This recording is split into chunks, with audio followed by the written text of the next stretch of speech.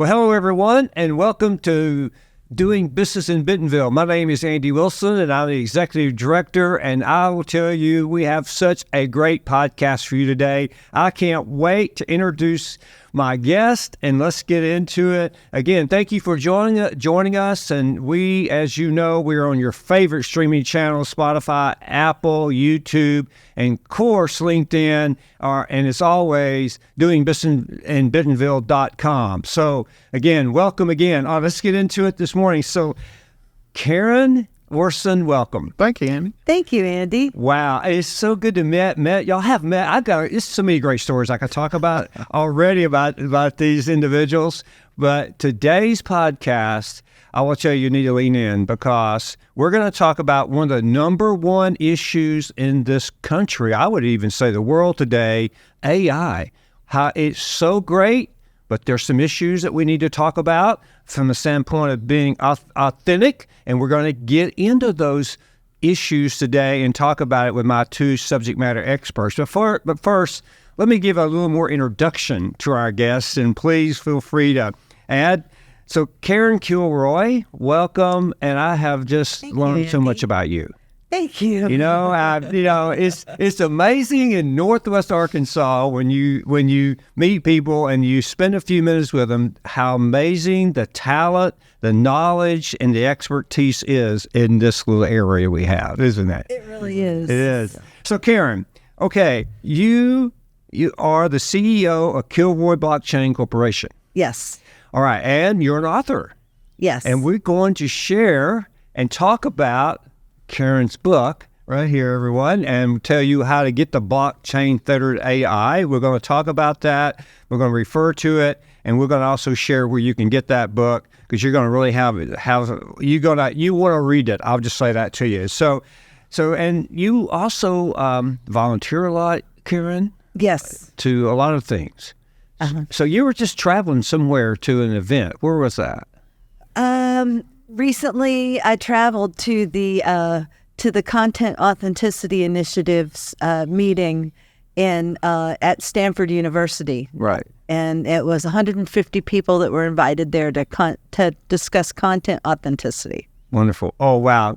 Get ready, everyone. Here it comes.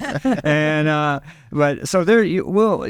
I'll mention a lot more what Karen does. She also has a nonprofit called Friends of Justin. We'll get into that a bit too in our broadcast. Okay, my other guest is Orson Weems. Welcome, Orson. Thank you. Good morning. You know, I have got the opportunity to meet Orson, and I think by our first conversation, we almost decided we were relatives, didn't we? It was down home. Yeah. It was a great conversation. It was. It was so good. And Orson is the co-founder and executive director of the Music Education Initiative. Yes. Now, tell us what that is. Literally a nonprofit that I put together with our other co-founder, Greg G.T. Thompson. And we saw that during COVID, a lot of venues shut down and that there weren't going to be a lot of skilled or qualified people to know how to work shows. So we decided to address that void that was coming, and it's here. Right. It's happened years ago, and we're trying to use our expertise, our relationships, and experience that we've done in relationships around the world to bring that here so that we can give skills to people or job seekers or students that really want to understand how to get a foot into music, entertainment, and live event industries. That's it. You know, I was able to attend one of your events recently, and I will tell you, we have to come back and spend some time there because of what you and your organization is doing around young talent, and is amazing. Thank you. And so I just for all of our viewers, we're going to have to come back and go deep on that, okay? And then, so we're going to do it, all right? I appreciate it, now, buddy. You may not recognize this guy because he doesn't have a helmet on, but he's a former Hog, Razorback. That's right. So, Go Hogs. Yeah, so tell us about that. Really, I was a Razorback in 1980 with my freshman year. All right. I decided to stay in the state. I didn't leave the state, and I wanted to build from here and make Arkansas good. Yeah. So and better. And so what I did was went and played all 4 years under the great legendary Lou Holtz, and somebody that impacted me personally and professionally as well. And I'm glad to be back in Northwest Arkansas. I tell people I've moved back to Northwest Arkansas where I grew up. That's why I'm here. Well, thank you for coming back, and thank you also being a hog. That's great too. And I can't imagine, and again, and it would be a story of it for another time. But I would love to just get inside your head and you talk about the leadership from Lou Holtz and the learnings. It has to be unbelievable. Yes. As part of literally how I was raised, in addition to what I was able to literally acquire during that, being around a lot of different teammates and all, and how I was raised originally with my family. And it all impacted me even today. It's not usually not a day that goes by that is some type of influence or some kind of thought to deal with how I was raised. And then the impact of what that did with the coaching and all from Lou Holtz and his staff and my other coaches. Yeah. Well, one of the things about so amazing about life and is the impact that leaders have on us, and good and bad. You can learn from both, no question about it. There's hardly a day I go, goes by that I don't think about something that Sam Walton said. Yeah. And I was fortunate to grow up at Walmart. When I got out of college, Walmart had 100 stores, and when I left, we were the largest retail company in the world. And you if you just show up, you learn things. Sure. But then if you apply yourself, they become life lessons, don't they? They do. And so we have to get into that. Oh my gosh, we haven't even started that. And we may have 4 or 5 podcasts already coming. But anyway, let's get to our topic today. And because that's really why we're here, is to talk about this whole thing around AI. And so, Karen, you just went to this conference you mentioned briefly at Stanford, right? Stanford, Yes. Where did you say? It was at Stanford University. Stanford University, okay. All right, now, I know before you ever showed up there, you have a concern around the authenticity of AI. Yes. I know that's a real concern. So why don't you just talk about that? Orson, please, as always, feel free to get in because I know you are really depth in this knowledge also. So let's talk about 30,000 feet for a minute. What's it look like? And then we can talk about our concerns, and then we'll get into some solutions that you both have around this topic, okay? So let's just navigate that path for a moment. Well, one way to kind of dive into the topic, I thought the Rogers Library did a really good job naming my talk there that I did about a year ago on this. And they called it AI, what makes it so smart anyway? Yeah. And the answer to that is we make it so smart. People make it smart. The AI models, which is the term that's a term that's used for AIs that are deployed, models. Mm-hmm. And these models learn by consuming data and information. And so it will try to get all of the information that it possibly can that's out there, that's available, that's free.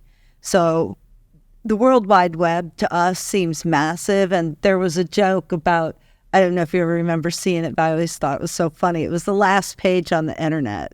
Like somebody said, this is the last page on the internet. It's like, oh, good, I'm done. Yeah. But it's kind of like it gets to the last page on the internet. It actually gets to the last page on the internet because it's so massive and fast, and it's going to run out of data. And so what my thinking is that it's as it needs more data, people should be able to do that for an occupation. They should be able to get paid for their data. And so having an audit trail for output that is produced by AI is really important. That's the very first step in making sure someone is paid for their work. Mm-hmm. I agree with Karen, and she's educated me on so much about it. I've just had to stop. And you said 30,000 feet view, and I just had to stop and say, wow. And she explained to me that the AI, the large language model, is what I'm learning some of these terms are, is that it has to be fed. And the data that we provide it is the data that it acquires and learns from. So as much data as you get and put in, so we're seeing data, and its content are photos, or someone reading a speech. It's just so many different things, a book, a lot of different things that are being fed. And we've seen that there have been authors that have just said, oh, put the brakes on.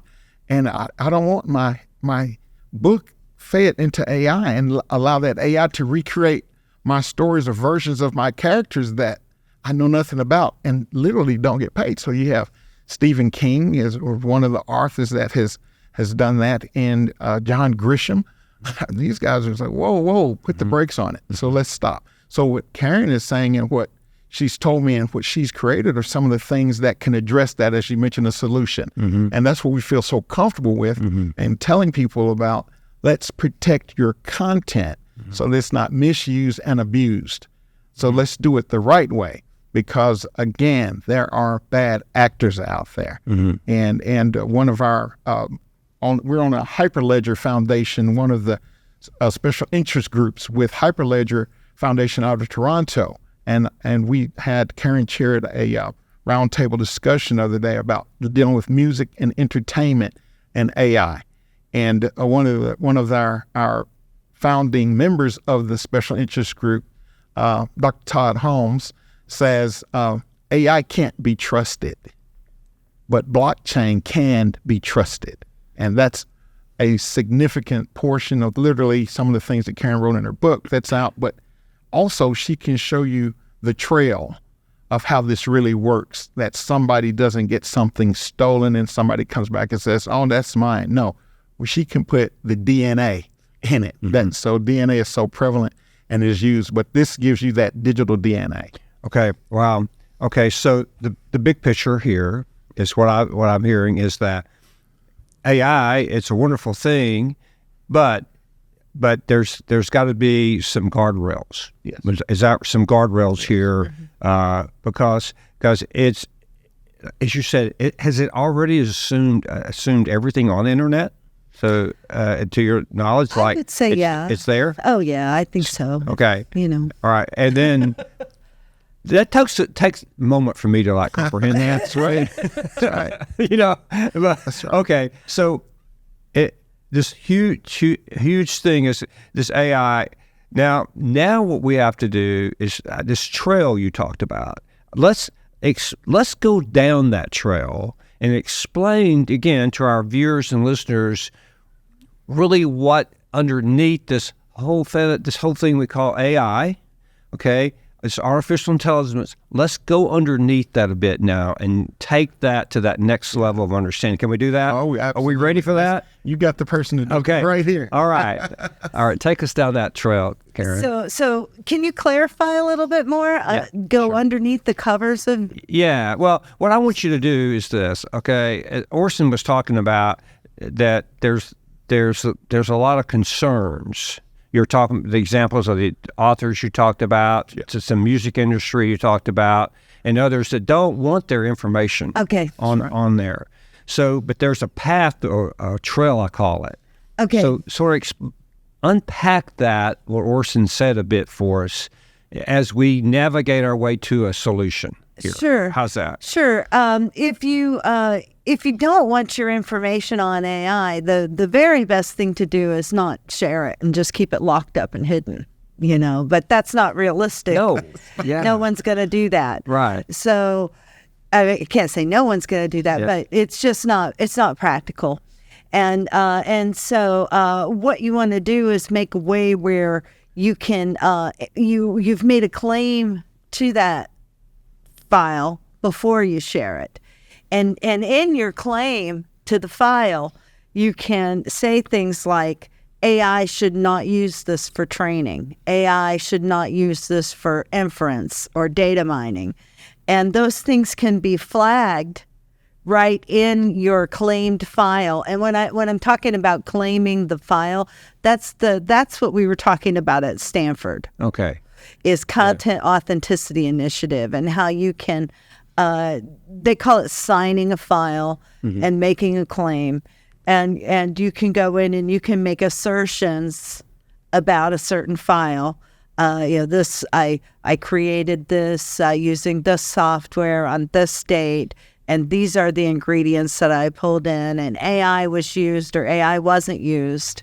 And so you're kind of establishing a baseline for the provenance of that file. How did it come to be? Okay, wonderful. Okay, you want to add to that, Orson? This is where we want to get to now, because what we're doing now, what they're doing, they're giving you some great guidance here, so that you can protect your intellectual property or your whatever you're writing or whatever it is, right? So, absolutely, at the speed of which this goes, it's very interesting, because a lot of people want to put copyrights on things. This is a situation where you can actually put a claim on something before copyright hit, because it's so fast, and you need to do that in this digital space, because that so many people, as Karen said, share information. Not too many people want to hold anything back. They want people to see what they're produced. And the thing that I like about it is that I've seen all of this manifest behind even what she's talking about, that file. Behind that file is a whole list of what do you call them, ingredients, and this manifest of that particular file, and not one of them is the same. And it's digital DNA. That's what it is, and it tracks.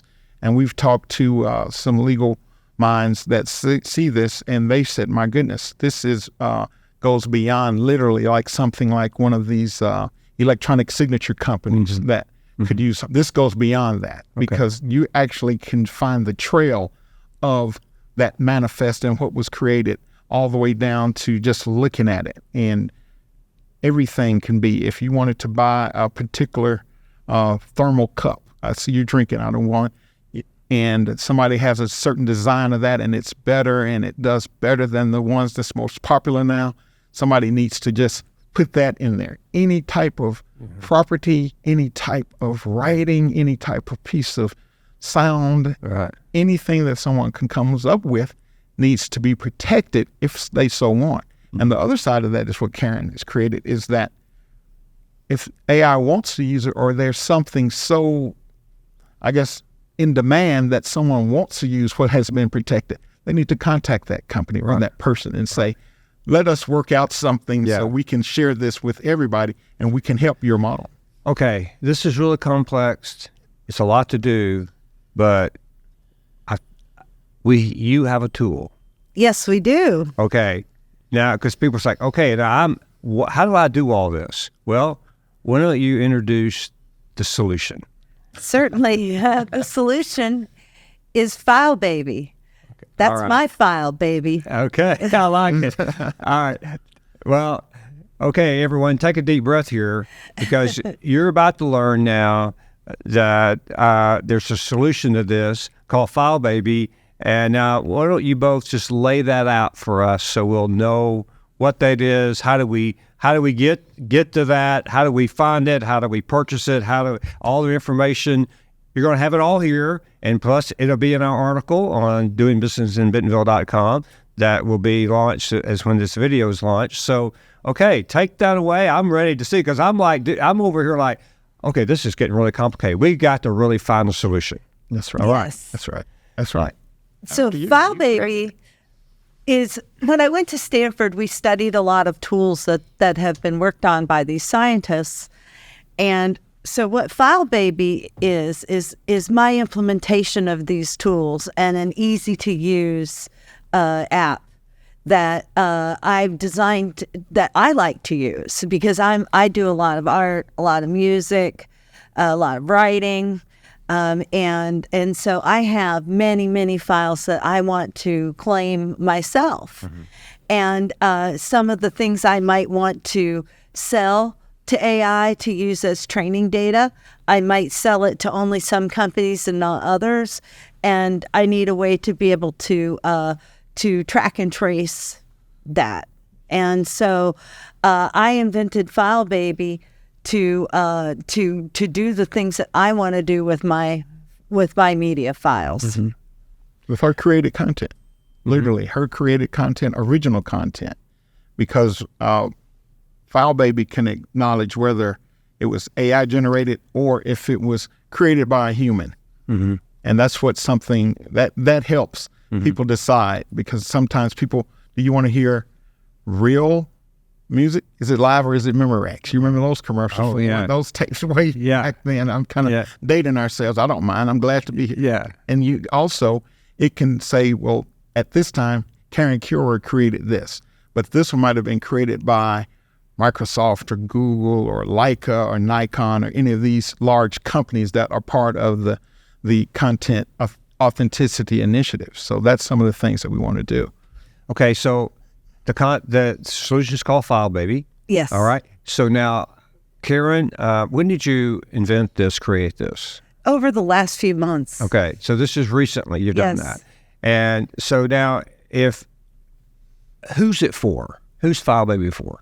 It's for someone who wants to protect their content. Okay. Someone who wants to keep track of their own work trail, how they arrived at producing certain creative content, and even for their own reference. Like, I have many pictures of sunsets that I've taken over the years. Now I also have many pictures of sunsets that I've produced using Microsoft Responsible AI. So if I save those in a library in a gallery where I can easily tell where they came from, it helps me keep track as well. Also, it's important because if you've used AI-generated content, let's say I went back and I'm writing a book and I'm pulling pictures out and I pull out some sunsets. If I pull out ones by accident that are AI-generated, the Copyright Office might reject my claim for the whole work. And that's because you can't copyright AI-generated material. And that's already been established. Someone tried to copyright a book that had AI-generated images. And at first they said yes, and then they found out through social media that it was AI-generated images, and they took back her copyright on the images. All right. So how do you get FileBaby? You go to file.baby online, and right. you can sign up there. Okay. And so you purchase that online. Yes. Right. And then after someone purchases FileBaby, is there a way to is there information on how they navigate that? They use that? Or do you work with them? How does that work? There's tool tips online, and then there's also an AI assistant right inside FileBaby that can help you with the instructions on how to use FileBaby and give you ideas. And just to give you some ideas of what is in FileBaby, you might go in and say, okay, I want to make a picture of a sunset on a beach with a palm tree in the foreground. And so you can type that right into the AI image generator, right in FileBaby. And it might make one that you like. Wow, that's really nice. And so then you can save it to FileBaby, and it'll save it with the credentials that come right out of the AI. So it signs it, says where it came from, Microsoft Responsible AI. And then you could later pull that same image into something like Photoshop, do some editing, and when you save out the Photoshop, it also signs its file. And so then that trail of where it originally came from is there. You can inspect any file by dragging it into FileBaby. Any file that you find, you can inspect to see if it has these credentials or not, because a lot of files already have them in there and you don't know it. And so it's good to start looking and seeing what has credentials. You can upload your older files, like things you've taken on camera, and you can create a manifest right on FileBaby just by typing in your name, your LinkedIn or your Instagram address, and then description of what you're signing, and then upload that with your file, and it'll do everything for you and make it so when you share that file, then, because FileBaby, the whole premise behind FileBaby is making it so there's a safe way to share your files. So once you share that file, that protection stays with it.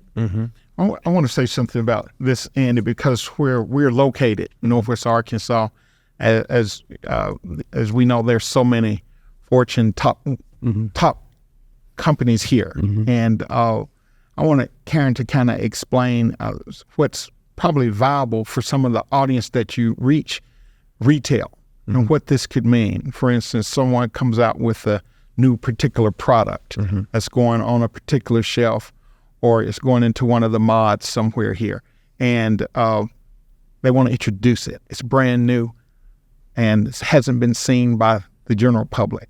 But if they were to just put it out there, the AI would grab that, and next thing we might see that product that's bouncing around in some slasher movie that they don't want their product in. All right. But if the file is protected, AI couldn't pull that.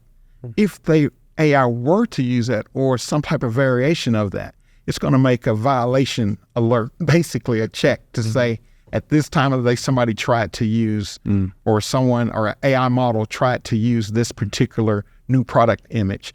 But with File Baby, it can protect that. And if there were the violation at some point when the U.S. or Department of Justice decides what violations and penalties are, they can come back and say, well, I had a violation on this date and somebody did that. I need you all to address this. So we're talking about retail here. So all these different suppliers and vendors here have something that they should want to protect. So with File Baby, we have different levels of pricing. And it's not anything that's blowing people's mind and shocking, because there are some people that have fewer files than some larger company that have a lot more files, and we would address that. And it's something that we know that is secure as any of the large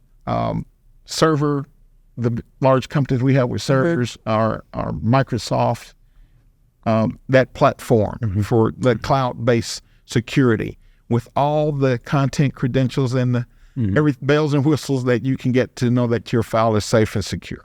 Not you, speechless, Andy. Come on. This is let's step back a moment. Okay, because this is really great news, and it's the first solution I've heard of that we're talking about. So we began this podcast and we talked about the concerns of AI, the authenticity of AI. We know AI, we're not saying that's a bad thing, but the authenticity of it is what we're here to address.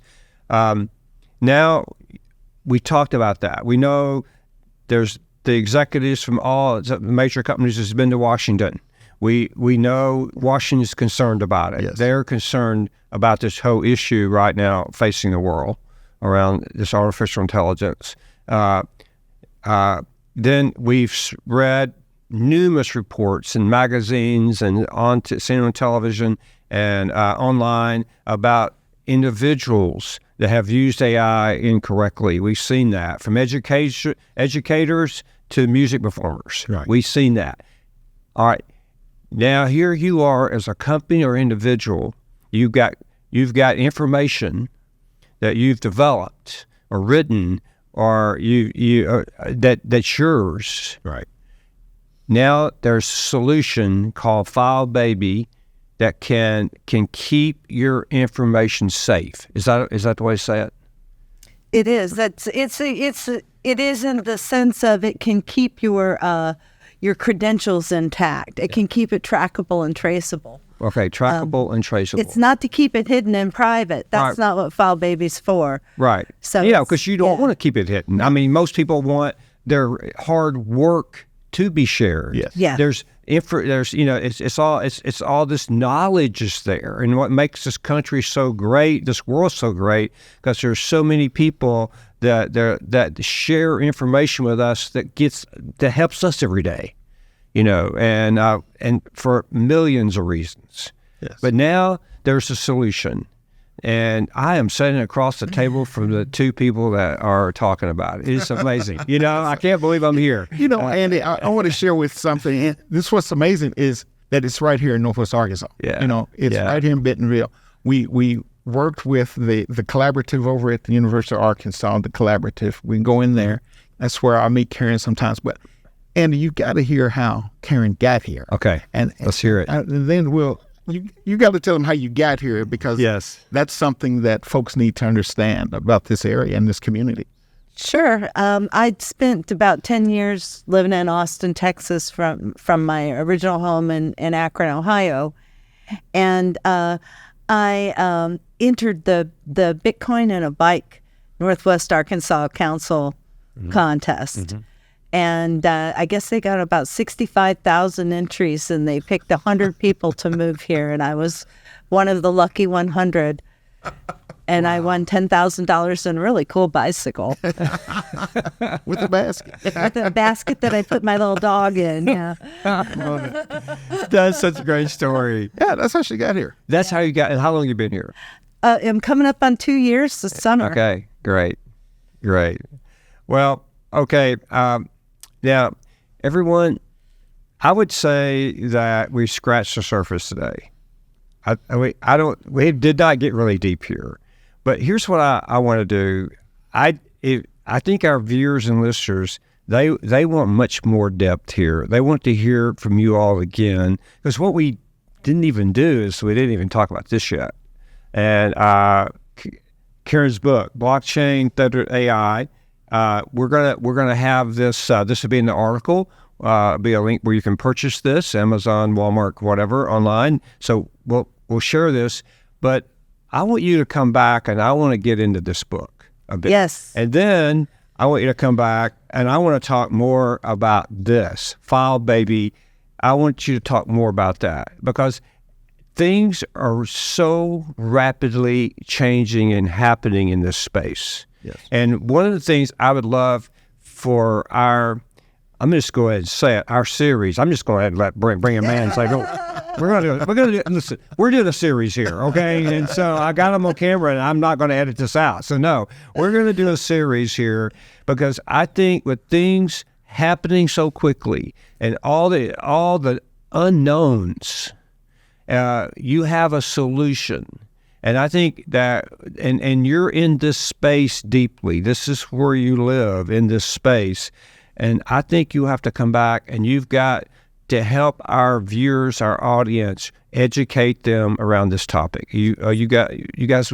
Sounds like will you a great do that? plan. I'm good. Okay. Yeah, I'm ready. All right. Okay. Well, I want you to come back when I do Thank you. this, but I didn't even get to my questions. Today, because in my research with you, I have so many questions. I want to get to them eventually. We won't get to them today, but let's do this. Let's just sum up today, and then we're going to come back, and we're gonna get them back in the studio fairly quickly, so we can get out another episode around this critical topic, authenticity of AI. So. But in summary, let's just summarize, both of you, please. Sure. I'm going to start with something that I didn't mention, and this is something from Stanford, is that if AI doesn't continue to get human data, human input, remember we mentioned it ate everything on the web? Yeah. If it doesn't continue to get new information, the models start to collapse on themselves. So it breaks after... At Stanford, they were saying about 5 epochs, so it might break, which are training cycles. And so if that happens, then it's not good. And so the AI companies need that input. And so that's why it's really important to get the provenance of files established. So once they're ready to flip the switch and say, you know what, we can pay for files that are marked like this, then we're going to be ready for that. So when you put your file in the File Baby, yeah, then they just can't grab it without your permission. Well, they can. They can. But there's, like you said, there could be consequences to that. But they can look at it, but they can look at it and see, but they can't steal it. But if you have developed that, you've created that, you should be compensated for that. Yes. Is that right? Yes. File Baby, though, can help you navigate that path, correct? Yes. If they grab it, because you know about it. You would know about it, but you would also the AIs know. Yeah. I've already had an AI, even when I was working my own code.